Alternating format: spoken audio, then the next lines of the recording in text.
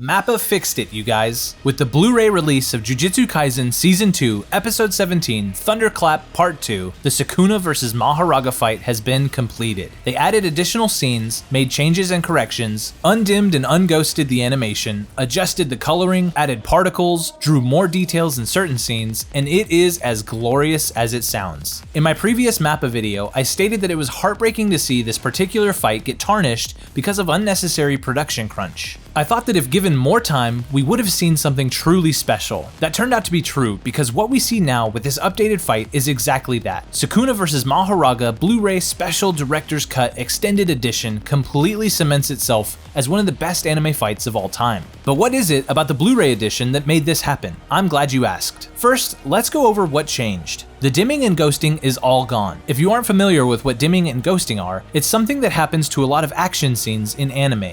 You get these half-opacity frames that blend with each other, and it dampens the contrast, colors, and brightness of the animation. The reason why this occurs is actually pretty interesting, but I'll save the explanation for another video. For the Blu-ray release, all of the ghosting and dimming has been removed, which gives these scenes a new vibrancy and makes them pop. There are a few scenes that have been added to this fight, and with that, many of the clips have been rearranged into their proper order. There were a few pretty confusing cuts in the original fight, and now they make way more sense because of the additional animation. The biggest addition happens right after Sukuna smacks Mahoraga's arm out of the way after slicing it off. In the original fight, it jump cuts to this kick and then immediately this really cool streaking city lights effect. But now, we know that a lot more was supposed to take place between these two scenes. About a minute and 5 seconds worth of combat animation. And this brings me to my second point. This new fight choreography slaps. There are so many dope ideas within these fight scenes, and there's one thing that I saw that I wanted to point out. It's possible that this exists in another anime fight, but to my knowledge, this is the first time I've ever seen someone conditioning their opponent. Conditioning is a fighting game term that means you play mind games with your opponent to get them to either consciously or subconsciously expect you to act in a certain way. If you perform a dash attack twice in a row, it's likely that your opponent will expect an attack after dashing the third time. That's when you dash and grab them when they try to block what they think will be an attack. You condition them to act in certain ways during the fight because they think that something is coming, and then you mix it up on them and exploit what they were expecting. We see Sukuna do this in the Blu-ray version, and it is some of the coolest fight choreography I have ever seen. In this hand-to-hand combat section, whenever Sukuna uses his slicing technique, the screen flashes into negative and we see the black lines of where he sliced. But sometimes, he waves his hand and throws a slash, but nothing happens. We still see Mahoraga flinch or try to block the slice, and after getting cut open multiple times, we see Mahoraga start to shadow box when he thinks the slicing is going to happen. Sukuna dances around him and absolutely toys with him. He then jumps up and grabs Mahoraga's ship's wheel, and we get this amazing bird's eye view top-down shot as Sukuna continues to dance around Mahoraga.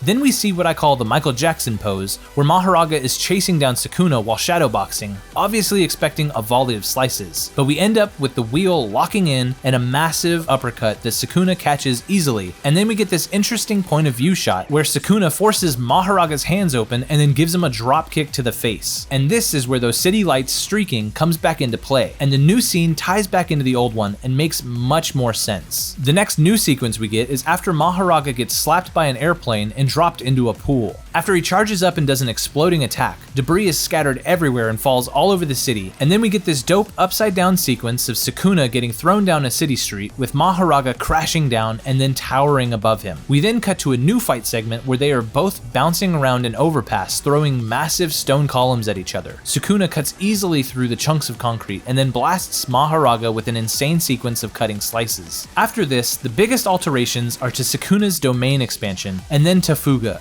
With Malevolent Shrine, the animation has been updated with more slices and debris so the audience can tell a little more clearly what is happening. But my personal favorite addition is the shockwave that rips apart a bunch of buildings. This to me adds a ton of weight to this technique and gives a much better scope of what is happening. The shot of Mahoraga constantly getting ripped apart and regenerated, undimmed and unghosted, looks so sick. Then Fuga has been updated to be fully colorized as well, and it looks amazing. Originally, it was in this black and red stylized version, which was very raw feeling and actually pretty cool. I didn't mind this, but now with full color, the audience gets a crystal clear picture as to what's happening, and it still retains that power of the original version. The visuals throughout this entire fight are so cool, and it's fascinating to see the before and after. I'm happy for all of the animators who worked on this episode that finally get a more complete and more accurate depiction of what they were trying to accomplish with this entire fight. And that brings me to my final point. With the reaction that everyone had when they saw this updated fight, I hope that it becomes clear to MAPPA that it's far better to give your animators ample time and budget if you want them to accomplish something incredible.